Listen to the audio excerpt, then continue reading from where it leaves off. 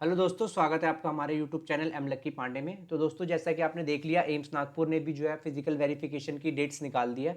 और इसी तरीके से बहुत सारे एम्स भी बहुत ही जल्दी, जो बचे कुछ एम्स है सारे जल्दी ही फिजिकल वेरिफिकेशन की डेट्स निकालने वाले हैं। तो बस आपको बस पेशेंस बना के वेट करना है कि वो जैसी डेट आए आपको वहाँ जाके अपने डॉक्यूमेंट्स को फिजिकली वेरीफाई करने वाला है।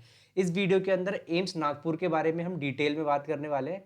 ठीक है, कि मतलब जो भी डिटेल्स थी कि हम एम्स नागपुर कैसे पहुँचे, वहाँ पे कैसे पहुंच सकते हैं एम्स नागपुर। ठीक है, दूसरा जो है क्या वहाँ पे अकोमोडेशन की क्या फैसिलिटीज़ मिलने वाली है सर हमको, उस चीज़ के बारे में मैं इसके अंदर डिस्कस करने वाला हूँ। ठीक है, और एम्स नागपुर कितना डेवलप कर गया है इस चीज़ के बारे में मैं आपको बताऊँगा। और जो हमारे पास एक फोर्थ जो बेसिक सबका ही आने वाला है कि सर सैलरी क्या रहने वाली है एम्स नागपुर की, उसके बारे में भी इसके अंदर पूरा डिस्कस करने वाला हूँ। और जैसे कि अब हमारे पास लीव्स होंगे, छुट्टियाँ होंगी, तो हम वहाँ पे नागपुर में कहाँ कहाँ घूम सकते हैं।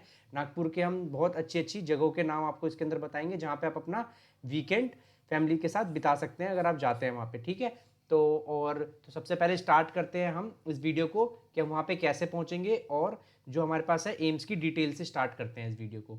ठीक है, और अगर आपका कोई डाउट रह जाता है किसी भी चीज़ से रिलेटेड तो आप कमेंट सेक्शन में हमें ज़रूर पूछें, हम कोशिश करेंगे कि हम उस डाउट को आपके क्लियर कर सके, कोई डाउट आपका रह ना जाए। ठीक है, वरना कि और सारे एम्स के लिए फिजिकल वेरिफिकेशन के लिए आपको थोड़ा सा वेट करना पड़ेगा।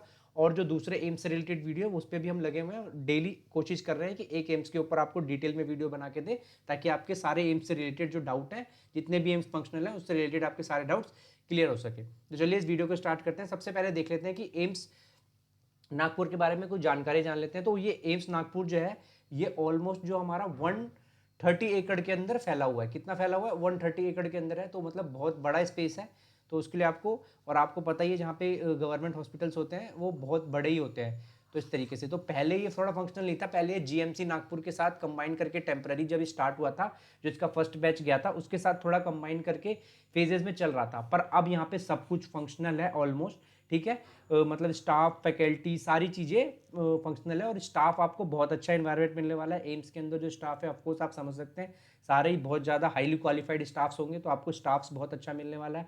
आप अच्छे से वहाँ पे रह सकते हैं और अपनी ग्रोथ भी आपकी वहाँ पे होना जायज़ है। और एज धीरे धीरे ये एम्स डेवलप्ड कैटेगरी में आता जा रहा है, और बहुत ज़्यादा प्रोग्रेस इसने आने वाले टाइम में जब से स्टार्ट हुआ है तब से दिखाया है। अब इसके अंदर जो ओपीडी है वो बहुत फंक्शनल है। Department of oncology, dentistry, cardiovascular, सारे ही उसके अंदर ऑलमोस्ट फंक्शन है। लेबोरेटरीज भी फंक्शनल है। ठीक है, सब कुछ कंसल्टेंट रूम है, सेमिनार लैब है, प्ले ग्राउंड है। इवन जैसे जो बैचलर्स और पीजी के स्टूडेंट्स हैं उन सबके लिए गेम्स वगैरह भी हैं, आप भी खेल सकते हैं, कोई दिक्कत नहीं है। नर्सिंग ऑफिसर्स के लिए भी, ठीक है, गेम्स हैं, इंडोर गेम्स हैं, आउटडोर गेम्स है, बहुत बड़ा प्ले ग्राउंड है।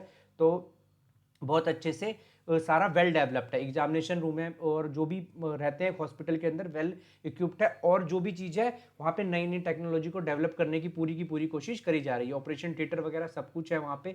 ठीक है, ओपीडी भी बहुत ज़्यादा फंक्शनल है, मतलब बहुत ज़्यादा। अब जब स्टार्ट में हुआ था तो थोड़ा कम था, पर अब वहाँ पे धीरे धीरे काफ़ी भीड़ आने लग गई है। तो इस तरीके से है। ठीक है, तो ये तो हमारा हो गया सारा एम्स नागपुर के बारे में, सारी डिटेल हो गई है। तो अब हम देखते हैं कि अब हम एम्स नागपुर कैसे पहुंच सकते हैं, उसके बारे में हम सारा डिटेल आपको बताएंगे कि जैसे जो भी स्टूडेंट्स हैं या जो भी कैंडिडेट्स हैं जो वेरिफिकेशन के लिए जाएंगे तो वहाँ कैसे पहुंच सकते हैं। तो सबसे पहला हमारे पास जो रूट आ जाता है वो आ जाता है बाय एयरप्लेन। ठीक है, दूसरा रूट आ जाता है हमारे पास बाय बस, और तीसरा आ जाएगा बाय ट्रेन। और तीनों ही बहुत ईजिली मेथड है, आप तीनों के जरिए बहुत ईजिली जा सकते हैं। ठीक है, सबसे पहले हम प्लेन का डिस्कस कर लेते हैं। तो वहाँ पे जो नागपुर एयरपोर्ट है बहुत अच्छे से फंक्शनल है वो। ठीक है, और ऑलमोस्ट मेरे ख्याल से सबसे कम दूरी पे है, हम बोलेंगे ऑलमोस्ट विद इन 10 किलोमीटर की रेंज में ही है हमारा AIIMS, sorry Nagpur, AIIMS Nagpur का जो पास जो एयरपोर्ट है नागपुर एयरपोर्ट, वो विद इन 10 किलोमीटर के ही डिस्टेंस पे है। तो आराम से आप चल सकते हैं, मतलब ऑलमोस्ट ज़्यादा डिस्टेंस नहीं है, 3 से 4-5 किलोमीटर के डिस्टेंस है एयरपोर्ट से। ठीक है, अब जो हमारे पास ट्रेन की फैसिलिटीज़ है, वहाँ पे ट्रेन भी नागपुर जंक्शन करके एक बहुत बड़ा स्टेशन है नागपुर में। तो आप इजीली, जो कि वेल कनेक्टेड है सारे एरियो से, महाराष्ट्र से, पुणे से, साउथ दिल्ली से, नॉर्थ दिल्ली से, तो आप अपने उस हिसाब से आप बुकिंग कर सकते हैं अपनी ट्रेन्स की, और उसके ज़रिए जाके आप नागपुर में अपना वेरिफिकेशन करवा सकते हैं, ट्रेन्स बुकिंग कर सकते हैं। ट्रेन्स फंक्शनल से, और काफ़ी रेगुलरली वहाँ पे ट्रेन्स जाती हैं। ठीक है, तो आप अपनी ट्रेन के हिसाब से, टाइमिंग के हिसाब से सारी चीज़ों को देख के आप ट्रेन के ज़रिए भी करना चाहते हैं, जो कि मेरे हिसाब से काफ़ी कन्वीनियंट मेथड रहेगा ट्रेन और एयरपोर्ट का, क्योंकि बहुत ही पास में ही है वहाँ से। जैसे ट्रेन रेलवे स्टेशन का जो डिस्टेंस हो गया वो भी ऑलमोस्ट इतना ही है, मतलब 13 किलोमीटर के आसपास का डिस्टेंस है। तो वो बहुत ही कम है जो है, विद इन मतलब 15 से 20 मिनट के अंदर आप एम्स नागपुर पहुंच जाएंगे। अगर आप ट्रेन से उतरते हैं या एयरपोर्ट से उतरते हैं, तो एयरपोर्ट से उतरते हैं तो और जल्दी पहुंच जाएंगे, ट्रेन से उतरते हैं। बस का डिस्टेंस भी कोई ज़्यादा दूर नहीं है, विद इन आधा घंटा लगेगा आपको बस स्टेशन से, और आधे घंटे के अंदर आप एम्स नागपुर पहुंच जाएंगे। बस तो आपको पता ही है, बस सर्विस तो ऑलमोस्ट ऑल स्टेट से ही कनेक्टेड रहती है, तो बस के लिए तो आपको दिक्कत लेने की जरूरत नहीं है। आप अपने हिसाब से जो भी आपका इंटरनेशनल या इंटर स्टेट की जहाँ से बसेस चलती है, आप वहाँ जाके एक बार अपना पता कर सकते हैं। जिस भी स्टेट से आप, चाहे दिल्ली से, बॉम्बे से, महाराष्ट्र, पुणे से तो रेगुलरली चलती हैं क्योंकि बहुत ही करीब है वहाँ से। उसके अलावा आपके जो भी इंटर स्टेट्स बसेस चलती हैं, आप वहाँ जाके पता कर सकते हैं अगर आप बस से आना चाहते हैं। और आप ज़्यादा कन्वीनियंट तो मेरे हिसाब से ट्रेन आपको जल्दी पहुँचाएंगे, और प्लेन भी। तो ज़्यादा कन्वीनियंट मेथड जो है ट्रेन और प्लेन का है। आप अपने बजट के हिसाब से भी चीज़ों को देख सकते हैं, कोई दिक्कत वाली बात उसमें नहीं है। बस भी सारी मतलब जो बस स्टैंड है वो भी बहुत अच्छे से फंक्शनल है, और वहाँ से भी विद इन 30 मिनट्स लगेंगे। आप 30 मिनट्स के अंदर एम्स नागपुर के अंदर पहुंच जाएंगे बस स्टैंड के। और एयरपोर्ट और ट्रेन के में तो विद इन 15 टू 20 मिनट से आप पहुंच जाएंगे, ज़्यादा डिस्टेंस पे नहीं है, बहुत ही पास में है। तो जो पास नियरेस्ट एयरपोर्ट है वो है Nagpur airport. Nearest railway station है वो है क्या कहते हैं हमारा, नागपुर जंक्शन करके है। और नियरेस्ट बस स्टैंड भी जो है वो नागपुर बस स्टैंड है, जहाँ पे आप इजीली जो पहुँच सकते हैं, और इजीली पहुँच के जो है आप एम्स नागपुर में विजिट कर सकते हैं फिजिकल वेरिफिकेशन के लिए। तो ये तो हमारा रहा एक जो डाउट था मेन हमारा, कि हम कैसे पहुँच सकते हैं, वो चीज़ वहाँ से क्लियर हो गई है कि हम तीनों जो सोर्सेज है, प्लेन, बस और ट्रेन, तीनों के जरिए बहुत ईजिली वहाँ से पहुँच सकते हैं। और कोई दिक्कत, कोई परेशानी नहीं होने वाली है, बहुत ईजी वे है। ठीक है, रोड वेल डेवलप्ड है, तो आप वहाँ से आराम से पहुँच सकते हैं। अब हमारे पास जो आ जाता है दूसरा डाउट आता है हमारे पास, वो आता है अकोमोडेशन से रिलेटेड। तो अकोमोडेशन से रिलेटेड मैं आपको यहाँ पे डाउट क्लियर कर देता हूँ। वो देवगढ़ वाली वीडियोस में भी आ रहा था, तो मैं उसको क्लियर कर देता हूँ आपको। अकोमोडेशन से क्या है, अकोमोडेशन से रिलेटेड क्या होता है कि जब आप as a nursing officer select होते हैं ना, तो गवर्नमेंट खुद भी आपको सामने से, मतलब एम्स जो है वो आपको सामने से क्वार्टर ऑफर करेगी। मतलब जो नर्सिंग क्वार्टर भी जिसे बोला जाता है, नर्सिंग क्वार्टर आपको ऑफर किया जाएगा। अब ये चीज़ आप पे डिपेंड करता है, जैसे कि कोई नागपुर में रहता है स्टूडेंट, तो वो क्यों लेगा, वो अपने घर से अप डाउन कर सकता है, जो भी उसके घर से डिस्टेंस रहता है वो वहाँ से एम्स नागपुर में अप डाउन कर सकता है, तो उसे क्वार्टर लेने की जरूरत नहीं पड़ती है। और अगर आप नर्सिंग, तो जैसे कुछ हैं जो कि बाहर से जाएंगे परमानेंटली, जो मान लीजिए कोई दिल्ली का कैंडिडेट है और उसका नागपुर में हुआ है, तो वहाँ वो वहाँ अप डाउन तो नहीं कर सकता, उसको वहाँ पे रहना पड़ेगा। तो आपको अकोमोडेशन की टेंशन लेने की जरूरत नहीं है, वहाँ पे नर्सिंग स्टाफ के लिए स्पेशल अलग से नर्सिंग क्वार्टर प्रोवाइड किया जाता है। ठीक है, और जैसे कि अगर कोई एमबीबीएस और बीएससी नर्सिंग का स्टूडेंट है, तो उनके लिए भी सबके लिए हॉस्टल फैसिलिटीज़ उपलब्ध है, जो कि वेल डेवलप्ड और वेल इक्विप्ड है। वहाँ पे हॉस्टल फैसिलिटीज़ जो भी है, तो वो उसमें भी आपको कोई दिक्कत परेशानी नहीं होने वाली है। ठीक है, अब हमारे पास जो आ जाता है क्या कहते हैं, अकोमोडेशन से रिलेटेड मैं उम्मीद करता हूँ डाउट खत्म हो गया होगा कि हमें नर्सिंग क्वार्टर ऑलमोस्ट, हाँ, नर्सिंग क्वार्टर आपको दिया जाएगा। ठीक है, अब जो इसका आप कहेंगे कि सर इसका जो हमारा रेंट वगैरह रहेगा उसका, तो वो ऑलरेडी जो है आपकी जो सैलरी आएगी उसके अंदर से डिडक्ट होके आता है। अगर आपको गवर्नमेंट की तरफ से गवर्नमेंट क्वार्टर प्रोवाइड किया जाता है, तो उसका जो जो भी रेंट होगा, अलाउंस होगा ना, वो आपका ऑलरेडी आपके सैलरी के अंदर से डिडक्ट कर लिया जाएगा, और आपको फिर वो सैलरी जो है आपका अकाउंट के अंदर क्रेडिट कर दी जाएगी अलाउंस को डिडक्ट करके। ठीक है, तो ये चीज़ रहता है, तो मिलेगा बाद में। कि अगर आप नर्सिंग क्वार्टर में नहीं रहना चाहते, आपको लगता है कि शायद नर्सिंग क्वार्टर का अलाउंस ज़्यादा है, तो आप अपना बाहर भी रह सकते हैं, आसपास में भी अच्छा एरिया है, हॉस्टल्स वगैरह, पीजी वगैरह इजीली मिल सकते हैं, तो आप वहाँ पे भी रह सकते हैं, ऐसी कोई दिक्कत नहीं होगी अकोमोडेशन से रिलेटेड आपको नागपुर के अंदर। ठीक है, अब जैसे कि अगर नर्सिंग क्वार्टर के बारे में आप बताना चाहूँ मैं, तो 2 BHK का क्वार्टर आपको अलॉट होता है। 2 BHK फ्लैट होता है, एक फ्लोर आपको 2 BHK का अलॉट होगा नर्सिंग क्वार्टर के अंदर। ये नागपुर की बात बता रहा हूँ मैं, तो आप वहाँ पे इसको लेके और रह सकते हैं। और बेटर यही प्रीफर होता है कि हम जो है एम्स के क्वार्टर में ही रहें, क्योंकि वो नियर भी होता है, हम आना जाना भी, अप डाउन भी आराम से कर सकते हैं, और कोई दिक्कत भी नहीं होती। और वहाँ पे सारे ही क्वार्टर है, मतलब HOD क्वार्टर, उसके बाद जो हॉस्टल्स वगैरह होते हैं, सारे क्वार्टर एक साथ ही होते हैं। तो जैसे कि गर्ल्स हॉस्टल भी होगा में, और जैसे प्रोफेसर के क्वार्टर्स हो गए, जैसे जो वहाँ पे सीनियर रेजिस्टेंस या जूनियर रेजिस्टेंट डॉक्टर हो गए, उन सबके क्वार्टर साथ में ही होते हैं। तो उसी तरीके से बनाया जाता है, और ये सिर्फ नागपुर एम्स में नहीं है, सारे एम्स के अंदर, जैसे देवगढ़ एम्स के अंदर भी। ठीक है, बस हमें ये देखना होता है कि कुछ एम्स जो भी प्रोग्रेस में चल रहे हैं, यहाँ पे बिल्डिंग से बन रही है अकोमोडेशंस के लिए, मतलब HOD के अकोमोडेशन के लिए, या तो वो चीज़ें बन रही हैं, तो अगर वो बन रही हैं तो फिर हमें बाहरी अकोमोडेशन लेना पड़ता है। लेकिन अगर वो बन के तैयार हो गई हैं, जैसे कि नागपुर में तैयार है सब कुछ, और वहाँ पे और जो नर्सिंग ऑफिसर्स वहाँ पे ड्यूटी कर रहे हैं वो नर्सिंग क्वार्टर में रहते भी हैं, तो यहाँ पे तैयार है, तो आप इजीली वहाँ पे ले सकते हैं। और यही प्रीफर्ड भी किया जाएगा मेरी तरफ से भी और आपकी खुद की तरफ से भी होना चाहिए बाद में, कि ये आपकी अपनी चॉइस होती है। अगर आपको लगता है कि आप बाहर रहना चाहते हो तो आप बाहर भी रह सकते हैं, इसमें कोई दिक्कत नहीं, अच्छा एरिया है, आप वहाँ पे लेके रह सकते हैं। दूसरा, अगर आप घर से अप डाउन करते हैं, अगर आपका घर पास में, तो वो तो वेल एंड गुड होता है, उसमें तो कोई दिक्कत है नहीं। तो लेकिन इसका जो अलाउंस रहेगा वो आपकी सैलरी में से डिडक्ट होकर आएगा, ठीक है। तो हमारे ये दो डाउट क्लियर हो गए कि हमने नागपुर के बारे में डिस्कस कर लिया, नागपुर कैसे पहुंचे वो डिस्कस कर लिया, और अकोमोडेशन वहाँ पे क्या रहने वाला है उस चीज़ के बारे में डिस्कस कर लिया। अब हमारे पास जो थर्ड आ जाता है वो आता है सैलरी पैकेज, जिसके लिए सब मोस्ट प्रोबेबली वेट ही कर रहे होते हैं कि सर सैलरी पैकेज क्या रहने वाला है। तो मैं इसको वीडियो को लंबा नहीं करूँगा और जल्दी से आपका सैलरी पैकेज को भी डिस्कस कर लेता हूँ फटाफट से, कि सैलरी पैकेज क्या रहने वाला है एम्स नर्सिंग ऑफिसर का। तो हम देख लेते हैं यहाँ पे हमारे पास जो सैलरी पैकेज रहने वाला है वो ये है कि वाई सिटी के अंदर आता है नागपुर, जैसे कि पता ही होगा आप सबको, नागपुर जो है वाई सिटी के अंदर आता है, ठीक है। तो वाई सिटी के अंदर जो है हमारा बेसिक पे सेम रहने वाला है, 44,900 रुपये का बेसिक पे आपको मिलने वाला है। डीए जो है उसके ऊपर जो भी रहता है वो हमें मिलने वाला है 31%, जो अभी करंटली चल रहा है, ठीक है, जो कि हमारा होगा 13,919 हमारा डीए होगा। और होप्सो आपकी ज्वाइनिंग जनवरी के बाद होने वाली है, तो उम्मीद है कि इसके अंदर भी जो है 3% इंक्रीज हो जाएगा, 3% जो है इंक्रीज हो जाएगा। तो जब ये इंक्रीज हो जाएगा तो ये आपकी ऑलमोस्ट डीएनएस अलाउंस जो है 15,000 समथिंग हो जाएगी।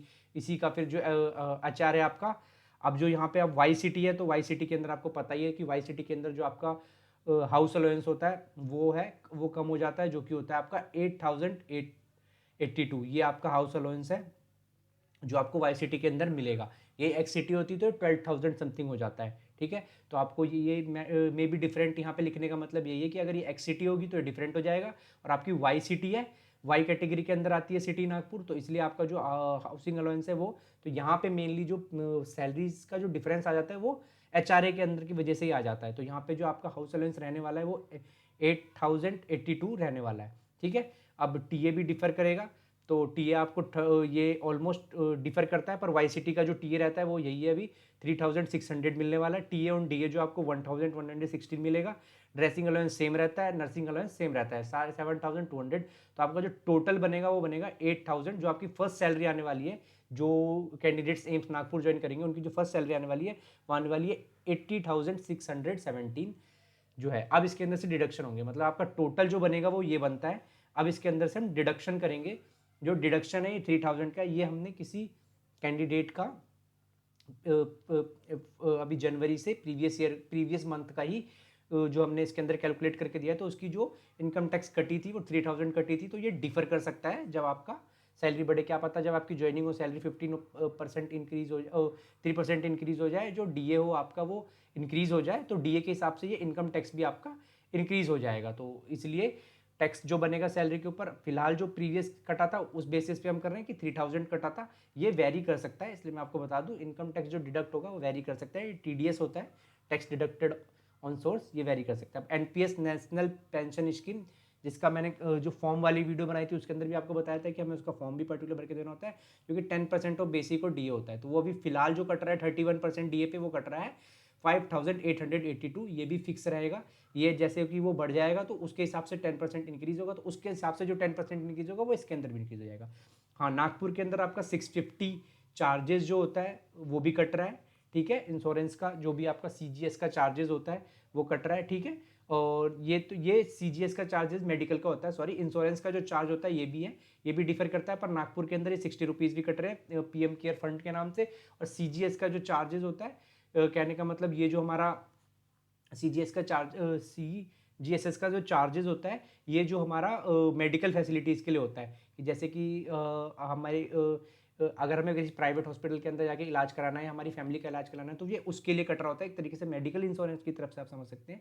तो ये भी नागपुर के कैंडिडेट्स का कट रहा है, तो ये भी कटेगा 650 रुपीज़ जो आपका पर मंथ का रहता है। तो ऑलमोस्ट इतने डिडक्शंस हो रहे हैं, उसके अलावा भी कुछ डिडक्शंस होंगे, तो उन सबको मिला के जब हम टोटल करते हैं, टोटल जो माइनस डिडक्शन आता है, तो हमारा सैलरी पैकेज आता है 71,855।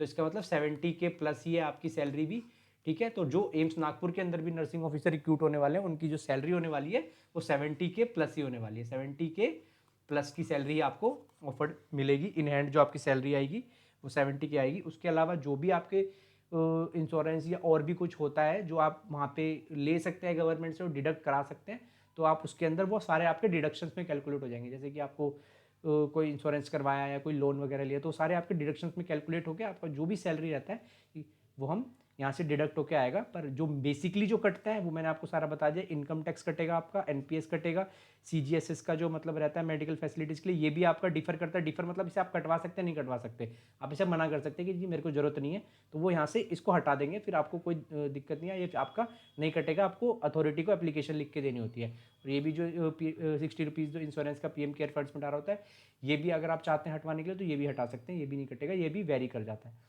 तो ठीक है, ये सारी चीज़ें इन सबको मिला के जो हमारा बैठेगा टोटल 71,085 का बनेगा। मतलब 70 के प्लस में आपकी सैलरी रहेगी एम्स नागपुर के अंदर जो भी कैंडिडेट रिक्रूट होते हैं। ठीक है, तो उन सबको पहले बात, जो भी कैंडिडेट रिक्रूट हो रहे हैं उनको बहुत बहुत कॉन्ग्रेचुलेशन। और सैलरी देख सकते हैं आप, कितनी हैंडसम सैलरी है, कितनी अच्छी सैलरी है। तो जो भी देख रहे हैं, जो इनका सपना आगे नागपुर में जाने का है, तो आपको इतनी हैंडसम सैलरी लेने के लिए मेहनत भी उसी हिसाब से करनी पड़ेगी। ठीक है, तो अब मैं उम्मीद करता हूँ सैलरी से रिलेटेड भी जो आपके डाउट थे वो क्लियर हो गए होंगे। अब हम फटाफट से जो हमारा डाउट है एक, कि सर वहाँ पे अगर हम वीकेंड्स वगैरह पे हैं तो घूमने के लिए क्या क्या प्लेसेस है, उसके बारे में बता दीजिए। तो मैं वो बता देता हूँ आपको कि देखिए, अब हमारे पास जो कुछ प्लेसेस वहाँ पे आते हैं जो कि नागपुर के अंदर बहुत ही फेमस है, धमका चक्र स्तूपा ये है, रामटेक फोर्ट टेम्पल। ठीक है, ये सारे बहुत फेमस प्लेसेस हैं जहाँ पे आप वीकेंड में फैमिली के साथ या आपके कभी फैमिली आपको विजिट करती है, आप अकेले रहते हैं, इवन आप अकेले रहते हैं, तो घूम सकते हैं और बिल्कुल माइंड को फ्रेश कर लेंगे। जो स्ट्रेसफुल आपकी लाइफ होगी, जो जॉब चल रही होगी, उससे आपको काफ़ी स्ट्रेस मिल जाएगा। लता मंगेशकर म्यूजिकल गार्डन है, अमेजरी लेक है जो कि आसपास बिल्कुल नागपुर के अंदर ही पड़ता है, तो आप बिल्कुल वहाँ पे जाके विजिट करके अच्छे से घूम सकते हैं बिना किसी दिक्कत के, और बहुत अच्छे से घूम लेंगे और बिल्कुल माइंड फ्रेश हो जाएगा। इतना अच्छा इन्वायरमेंट है वहाँ का और इतना अच्छा बिल्कुल हवा इतनी शुद्ध मिलेगी आपको। अम्मा कोरी है, वकी वुड्स है, ये सारी चीज़ें हैं, तो आप वहाँ पे बहुत ईजिली, जैसे कि देख सकते हैं आप, अक्षरधाम टेम्पल है नागपुर के अंदर, महाराजा बाग है, जू है, ये सारी बहुत अच्छी प्लेसेस हैं जहाँ पे आप घूम से। एक खिंदिशी लेक है, रमन साइंस सेंटर है, ये बहुत अच्छी जगह है घूमने के लिए, रमन साइंस सेंटर, और बिल्कुल नागपुर सिटी के अंदर है ये। यहाँ पे नई नई टेक्नोलॉजी के बारे में जो साइंस डेवलप कर रहा है उसके बारे में बताया गया है। ये आप लेक देख सकते हैं, कितना अच्छा लेक है। ठीक है, तो ये सारी चीज़ें हैं और भी बहुत सारी हैं, जब आप वहाँ जाएंगे तो आप जरूर घूम सकते हैं। जैसे सबको आप पता ही है कि नागपुर संतरों के लिए कितना फेमस है, वहाँ पे आपको संतरों के बड़े बड़े बगीचे बहुत अच्छे से देखने को मिल जाएंगे। ठीक है, मोस्ट देख सकते हैं भोरा मस्जिद है, और बहुत सारी ऐसी चीज़ें जैसे फुटुक्का लेक, शुक्रावरी लेक, लेक गार्डन का श्री गणेश मंदिर, तो ये सारी चीज़ें हैं, बहुत अच्छे से प्लेसेस है। सर साई बाबा टेम्पल जो कि बहुत फेमस है नागपुर और पुणे के में, पुणे में भी है और नागपुर में भी है साई बाबा टेम्पल जो कि बहुत ज़्यादा फेमस है, तो आप वहाँ पे घूम सकते हैं।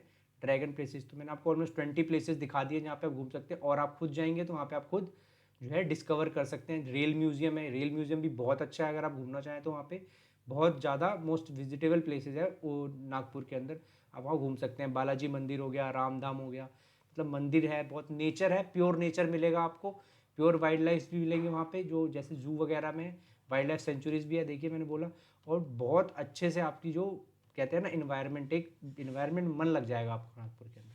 तो ये था, उम्मीद करता हूँ ये वीडियो काफ़ी, सबसे फेमस जो सबको पता है नागपुर का राम झूला बहुत फेमस है, तो वहाँ पे भी आपको ज़रूर जाएं, जब आप विज़िट करें ज़रूर राम झूले के अंदर झूले और विज़िट करें। उम्मीद करता हूँ ये वीडियो इन्फॉर्मेटिव रही होगी, नागपुर से रिलेटेड आपके सारे डाउट क्लियर हो गए होंगे।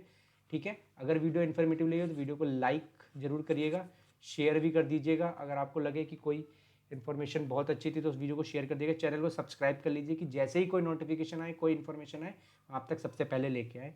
ठीक है, उम्मीद करता हूँ, और अगर कोई फिर भी डाउट रह गया हो तो आप कमेंट सेक्शन में कमेंट करके हमसे ज़रूर पूछ सकते हैं कि सर हमारा ये डाउट है नागपुर से रिलेटेड, आप उसको प्लीज़ क्लियर कर दीजिए। Thank you so much.